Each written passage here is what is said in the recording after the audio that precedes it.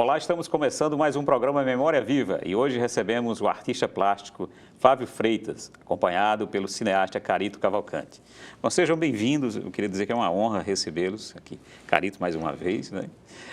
Vamos lá. Flávio Ferreira de Souza Freitas nasceu no Rio de Janeiro e mudou-se para Natal em 1970, aos 9 anos de idade. Com interesse na revitalização do bairro histórico da Ribeira desde 1984, tem o ateliê funcionando no mesmo bairro há 14 anos. Flávio teve obras expostas nos 5 continentes, pela exposição coletiva de gravuras La Collect. Em 2013, foi convidado para ser diretor do Departamento de Artes Integrada da Fundação Capitania das Artes, da Secretaria Municipal de Cultura de Natal. Bom, mais uma vez, é uma honra, Flávio, contar com você aqui. Honra para mim, obrigado pelo convite. Carito. Eu agradeço estar aqui mais uma vez, é uma honra. Carito, é uma honra, mas você vai nos ajudar aqui. Flávio, você veio como quando criança para Natal, e Natal foi sua janela para o mundo, é isso? É, mais do que isso, porque o meu pai era piloto da Força Aérea e servia no Rio de Janeiro quando eu nasci. Certo. Nós somos 4 irmãos, 2 homens e 2 mulheres, todos nascidos no Rio, mas todo verão nós vínhamos para Ponta Negra, que era onde estava a casa de veraneio dos meus avós maternos. Uhum. De maneira que, antes de eu completar 1 ano de idade, eu já estava em Ponta Negra, desfrutando da beleza da praia, do mar, e aprendi lá que o mundo é mundo. Eu descobri que havia um mundo a partir de Ponta Negra. A partir de Ponta Negra. É, exato. Então, isso é muito importante, muito... eu cuido com carinho dessas memórias, e mais do que memória, essa formação humana, né, que passa pela beira-mar das praias do Rio Grande do Norte. E aí, com 9 anos de idade, você veio morar aqui? Isso, com o meu pai faleceu, então minha mãe veio de volta para ficar junto da família. Então, a formação fundamental ocorre, uma parte dessa formação ocorre aqui, em Natal. Eu digo só ocorre aqui, na minha vida só ocorre aqui, né? Porque o período que eu passei fora daqui, embora depois, posteriormente, na minha formação profissional, tenha tido um tempo, por exemplo, 3 anos no Colégio Militar de Fortaleza, onde era interno, depois 1 ano e meio nos Estados Unidos, depois 10 anos em Fernando Noronha. Quer dizer, é um conjunto de tempo de agregar experiência, mas, sobretudo, nesse alicerce que é a experiência, a cultura, a vivência, as pessoas do Rio Grande do Norte. Você conheceu o Flávio em que momento? Então, Flávio, engraçado que quando eu conheci Flávio, no primeiro momento, eu disse assim, rapaz, quem é esse cara metido, né? Porque ele foi na faculdade de arquitetura, ele, na verdade, era uma turma na minha frente. Ah, vocês conviveram na faculdade aqui? Isso, né? Só que ele era uma turma na minha frente. Certo. E ele foi para os Estados Unidos. Então, quando 83, esse ano que ele está falando, 1983. Quando ele voltou e ficou uma turma, digamos assim, atrás de mim. Mas a gente acabou ainda pagando algumas matérias juntos e essa parte é mais curiosa, engraçada, porque eu sempre tive uma relação muito próxima com as mulheres, tinha essa facilidade e tal de comunicação, enfim, de interesse. E quando o Flávio chegou, era as meninas tudo, Flavinho, rapaz, esse cara que veio aqui. Quem é esse cara que veio bagunçar aqui? Ele tinha um cabelo caracolado e fumava um charuto, né? E a primeira impressão dele foi assim... Não foi uma boa impressão. Esse cara vem aqui, né? Boçal, fumando um charuto na sala e tal, não sei o quê. Bagunçar o meu espaço. Mas aí depois a gente se conheceu melhor e claro que eu também não estava levando isso a sério, eu estava tirando onda mais. Mas assim, ele sempre despertou, né, minha curiosidade e ele, quando voltou dos Estados Unidos, ele ministrou um curso para nós, colegas de faculdade, né? Olha. Que é o desenho de observação pelo lado direito do cérebro, né? Usando o lado direito do cérebro, né? Que ele tinha feito nos Estados Unidos, como é o nome da escritora do livro? Betty Edwards. É uma tese de doutorado, que ela publicou o livro da tese em 79. Veja bem, esse é um dado histórico interessante. Em 79, ela publicou o livro nos Estados Unidos. Em 83, eu ministrei o curso aqui no Brasil. Então, eu acho que foi a primeira vez que essa teoria nova de como ensinar a desenhar foi aplicada no Brasil. Eu só tenho uma dúvida, porque o Museu de Arte Moderna do Rio também teve, nesse período, esse curso lá. Mas eu não sei exatamente quem dos dois foi o primeiro. Mas se não foi o primeiro, foi o segundo. Foi o segundo. Aqui na Faculdade de Arquitetura, entre os colegas de arquitetura. E foi um sucesso, né, Carito? Sim. Primeiro... Depois eu ministrei mais uns 3 ou 4 semestres para outras turmas também.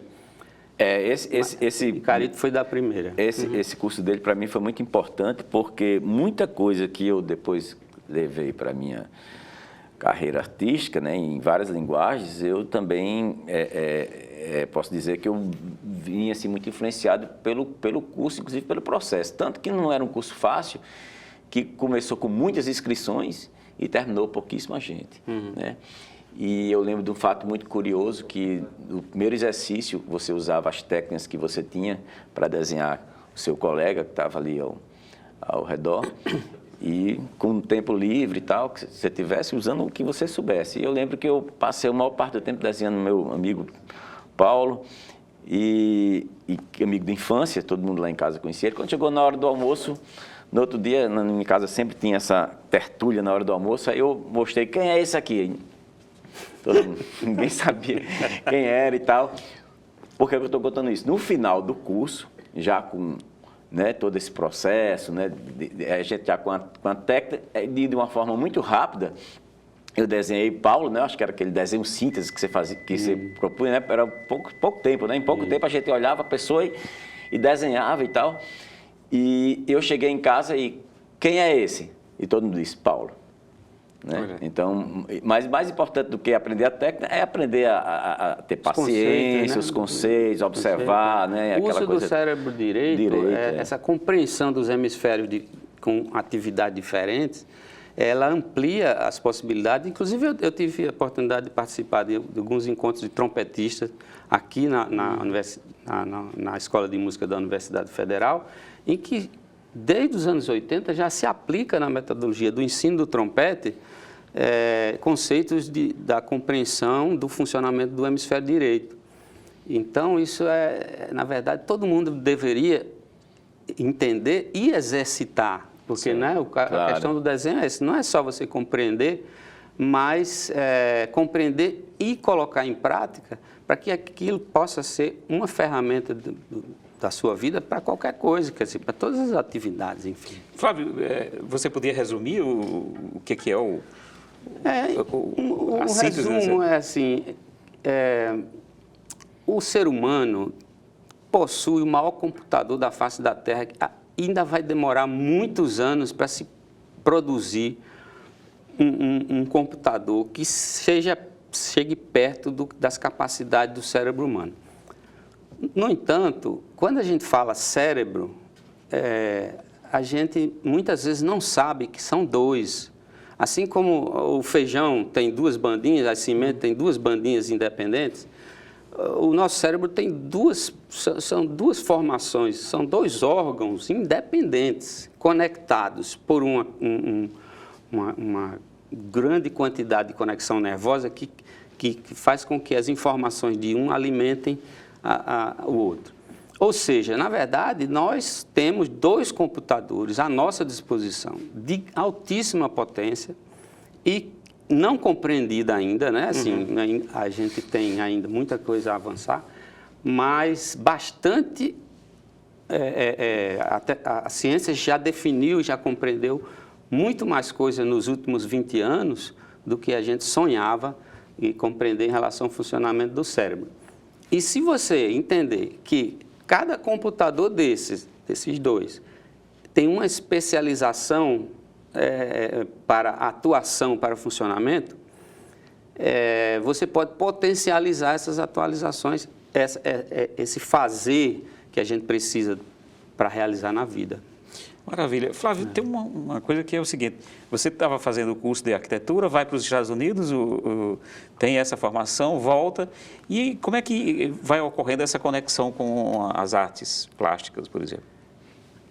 Eu nasci, quando eu vim com 9 anos para Natal, passei a viver com meus avós. E a minha avó, Ermengada Ogrede de Paiva Ferreira de Souza, filha de Alzira Ogrede, que era, por sua vez, irmã de Omar Ogrede, o prefeito famoso, exato. E só uma interrupção rápida, a avó dele, que foi pioneira na decoração. A primeira Natal, decoradora. ela era amiga da minha mãe, ela decorou a minha casa. Olha só!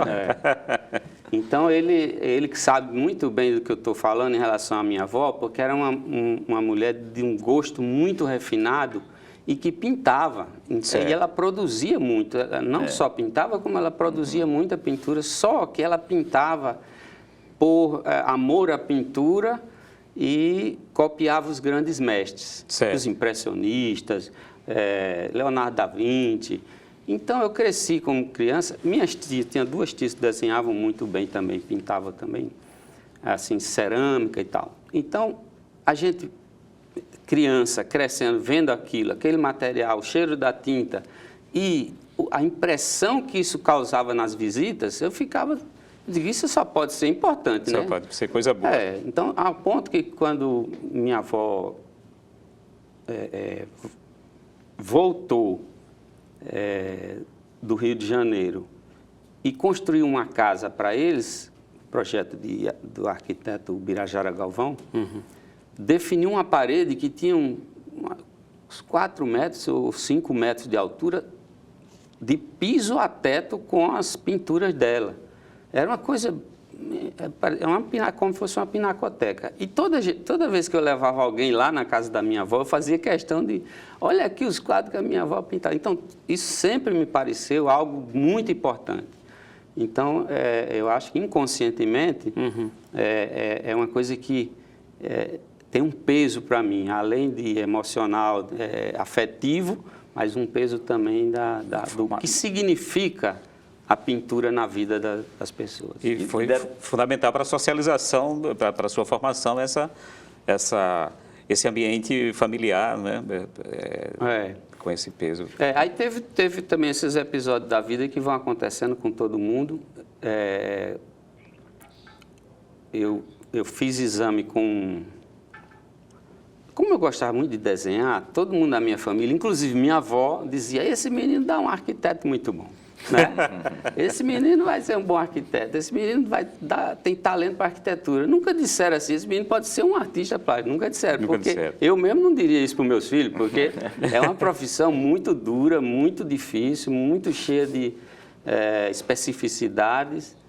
E quando você vai para a parte prática, a parte de você fazer sua vida financeira, é difícil. Enfim, aí eu fiquei com aquela impressão assim, poxa, eu vou fazer arquitetura, porque o pessoal diz que eu tenho talento, e realmente eu me sentia muito bem ambientado na questão de desenho desde muito pequeno. Só que quando eu estava no colégio militar, e o meu pai tendo sido da Força Aérea, eu tive acesso ao exame para a Força Aérea e fiquei muito interessado, apaixonado. Então, eu tinha 17 e 18 anos, esses 2 anos, meu objetivo era entrar na Força Aérea. Só que fui reprovado no exame de vista. Então, com 18 anos, no mês que eu fiz 18 anos, em janeiro, eu recebi a notícia que não poderia ser. Aí soube agora que João Donato passou pelo mesmo processo, né? Aí virou esse monstro da música. O pai dele era piloto também, mas era da polícia. Enfim, aí eu voltei para a arquitetura. Eu disse, bom, eu vou fazer arquitetura que é. E fiz o vestibular para arquitetura e comecei a cursar. Só que eu tinha uma história com a música desde os 13 anos, que eu fui da banda do Xuxo, do Colégio Estadual Winston Xuxo, depois da banda da Etferne, que eu fiz um ano na Etferne, depois fui da banda do Colégio Militar em Fortaleza, depois fui da banda sinfônica aqui da Universidade com o Padre Pedro. Depois fui, durante um ano, estagiário da Orquestra Sinfônica do Estado. E quando apareceu a oportunidade, durante o curso de arquitetura, de eu ir para os Estados Unidos, que eu tinha muita vontade de ir, porque minha família tem uma ligação histórica, desde Omar O'Grady, que estudou lá, o pai dele, Alexander James O'Grady, que migrou para Natal, casou aqui, mas ele foi formado nos Estados Unidos. E era nascido no Canadá, de família irlandesa. Então, eu tinha esse desejo. E quando apareceu a oportunidade, foi pela música. Um maestro americano esteve aqui na Orquestra Sinfônica do Estado e disse, eu consigo uma possibilidade para você estudar no Conservatório de New England, em Boston, que é o mais antigo, mais tradicional conservatório de música clássica dos Estados Unidos. Uma escola de excelência. E eu fui para lá, realmente passei 1 ano e meio estudando música como aluno de extensão. E aí eu tinha que tomar uma decisão grave. O que é que eu ia fazer da minha vida? Se ia ser músico, se eu ia ser arquiteto. Mas acontece que o curso de extensão de música me dava um tempo livre. Então, eu fui fazer o quê? Estudar artes visuais. Então, fui para duas instituições, uma faculdade e uma outra instituição de ensino para adulto, lá em Boston também. E quando eu cheguei na faculdade que chama Massachusetts College of Art, que é dedicada às artes, design, etc., é uma escola também de tradição lá, eu caí o queixo, porque eu achei que não existia no mundo a atividade de artista plástico com aquele grau de profissionalismo, com aquele grau de seriedade, de ensino. Porque o artista aqui em Natal, para mim, como eu conheci através da minha avó, inclusive, minha avó era conhecedora de toda a produção artística de melhor qualidade do Rio Grande do Norte. Dorian Gray, Nilton Navarro, Tomé, Diniz Grilo, todo esse pessoal, a gente acabava tendo informação por causa desse trabalho da minha avó. E a gente sempre tinha aquela leitura do artista boêmio, o artista curtidor da noite, e que a vida era meio desorganizada. Aí cheguei lá, eu vi tudo organizado, tudo funcionando, o pessoal se formando, jovens se formando, ateliê de pintura, óleo, escultura. Aí eu tomei uma decisão realmente drástica de que eu seria profissional daquilo.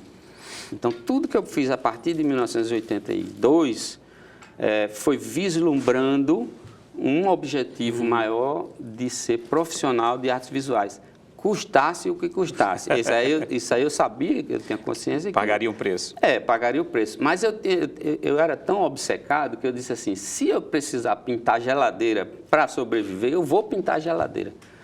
Então, por isso mesmo que, assim, que eu acho que eu não colocaria isso para um filho, dizer assim, olha, você vai ser artista.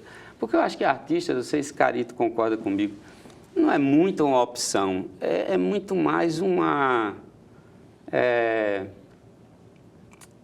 coisa interior que explode na pessoa, isso. Não é? Isso. Aí você diz, pô, você é artista, rapaz, tenha juízo, tu arranja uma coisa para fazer.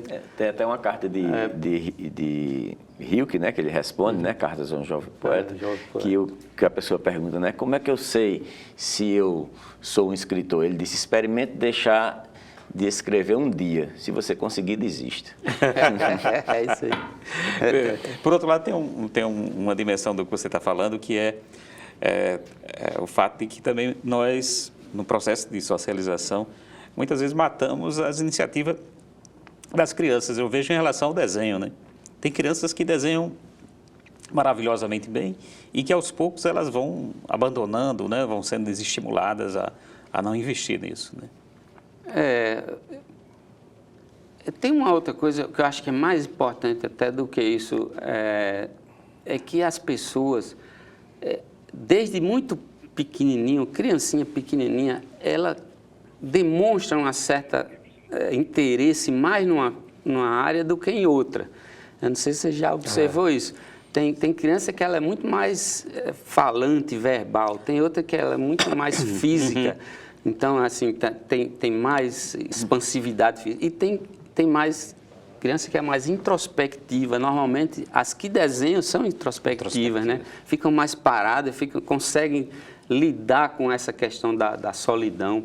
Eu penso que essa criança que está mais conectada com o desenho, não deve nunca ser abafada. Em nada, né? Em tudo que a criança vai, ela vai por sua natureza. Isso. E você não deve abafar nunca essas.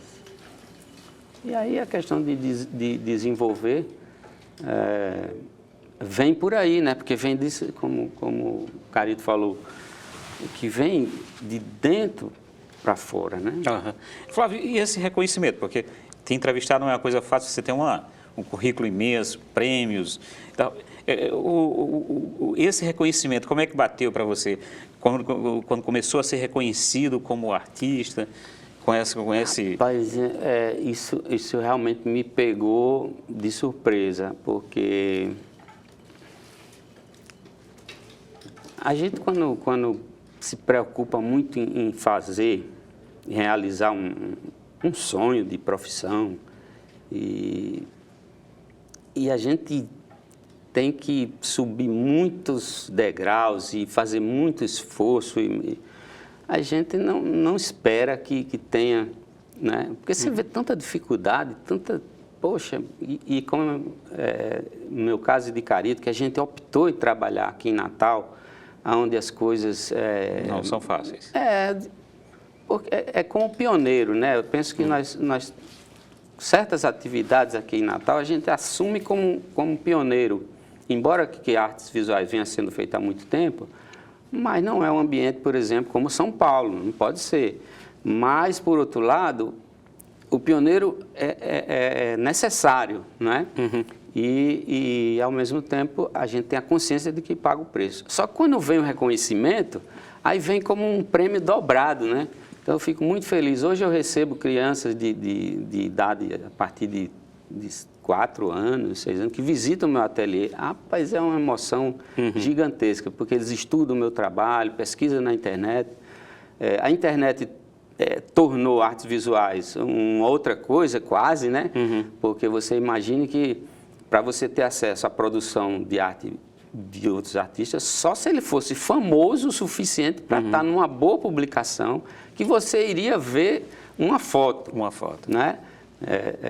Ou então você viajar, entrar dentro de um museu e ver. Hoje não, se você usa a mídia social, eu estou vendo trabalhos impressionantes de gente que não tem nenhuma fama, muitas vezes gente que nem vende o trabalho, mas que tem trabalhos que têm uma importância como arte. Nessa sua trajetória tem um momento que eu acho que pelo menos para quem está entrando em contato com a sua biografia, com a sua história, que é fundamental, que é esse documentário que o Carito produziu com você. Carito, eu queria que você... Nós estamos quase chegando ao final do programa, eu queria deixar com você essa responsabilidade, acho que Flávio concorda, da gente atribuir a Carito a responsabilidade de falar desse momento, da produção dessa obra. É a minha carreira antes do documentário e depois do documentário. Exagero. A bola está com você, Carito. Então, eu tive a oportunidade de ir para Fernando de Noronha, quando o Flávio morou lá, e eu acabei em trabalhar lá no ateliê dele. 93, né? No ateliê. E durante os nossos trabalhos artísticos lá, né, que a gente fazia tempo não se via, desde a Faculdade de Arquitetura, a gente conversava muito, né? E sempre nós conversamos muito. E eu lembro que eu levei um gravadorzinho, uma fita cassete, e gravei como se fosse um programa, né? Eu sempre fiz coisas assim, independente de saber se usar ou não. E era chamado Uma Lagartixa no Exílio. Então, muito tempo depois, né? 2012, né? O documentário. Acho que é 2012. 2010, 2012, não lembro mais. Mas, enfim, muitos anos depois, né? Flávio me convida para fazer eu já trabalhando com cinema, com audiovisual, Flávio me convida para fazer um registro e, na conversa, acabei provocando... substituir aquele simples registro por um documentário, né? Convidei um amigo, parceiro, Joca Soares, para dirigir comigo, e a gente viu que aquele ateliê de Flávio era o recorte suficiente para, digamos assim, transmitir muito do que eu já tinha conversado com ele a vida inteira, e especificamente naqueles dias em Fernando de Noronha, quando eu gravei Uma Lagartixa no Exílio. Então, na verdade, Operação Plástica com Flávio Freitas, que é um documentário, não deixa de ter nascido lá naquela aquelas tertúlias de arte, porque a gente falava ali sobre disciplina, sobre as angústias de criar e vender. Então, muitos dos temas que foram tocados ali no documentário, a gente já tinha conversado. Então, já havia essa propriedade, né, de assuntos. Quando a gente vai e passa 15 dias, né, internado no ateliê de Flávio para simbolizar um dia na vida do artista, as coisas já estavam meio que acontecidas antes de acontecer e muitas coisas também se improvisaram porque, como a gente tem uma amizade muito antiga, Flávio ficou completamente à vontade diante da câmera, né? A gente acabou participando também de uma forma visível quando necessário e invisível também quando necessário, porque existe todo um ritual, existe toda uma disciplina que, como eu disse no começo do programa, aprendi muito com o Flávio e exerço até hoje na minha carreira artística. E aí o documentário acaba passando essa verdade, né, que foi uma verdade em alguns momentos ficcionada, mas sem deixar de ser verdade. E eu vou contar só um fato muito curioso, que Flávio estava fazendo um trabalho de encomenda, e naquele momento do documentário eu senti um pouco, não sei se a palavra seria desconfortável, talvez ele preferisse que a gente tivesse chegado num outro momento onde ele estivesse fazendo um trabalho artístico mais autoral. Era uma série para um hotel. E aí teve uma coisa muito interessante que ele pintando e a gente filmando aqueles trabalhos e ele teve uma hora que ele disse assim, se quiser eu pinto com as duas mãos. Aí ele pegou assim uns 2 pincéis e pintou, eu lembro que a gente filmou isso. E a gente provocou, né? Isso é interessante através da influência do cinema iraniano, né? Onde você vai tendo essa organicidade. Mas o que é que então que é verdade aqui? Ele diz, o meu trabalho que eu quero mostrar está ali naquelas gavetas. Tem essa cena do documentário que ele... Então, mostre. Então, ele abre todas as gavetas e começa a tirar os trabalhos que estão ali escondidos, que são mais representativos. E o outro fato muito marcante foi que, em um dos dias que a gente voltou, ele então chega já de forma muito firme e disse assim, você quer saber o que é que interessa nesse quadro aqui, desses peixes aqui? Me interessa isso aqui. Então, ele fazia recortes assim, com a mão, nos quadradinhos, só de partes subjetivas, assim, de manchas e tal. E a gente passou a filmar isso e usou nos créditos. Maravilha. Né? Flávio, como dizem os jovens de agora, o Carito mandou bem, né? Mandou bem, Carito. Manda bem, mandou bem. E assim nós chegamos ao final de mais um programa Memória Viva, que hoje tivemos a honra de receber o artista plástico Flávio Freitas. Fique conosco, acompanhe nossa programação e até uma próxima edição.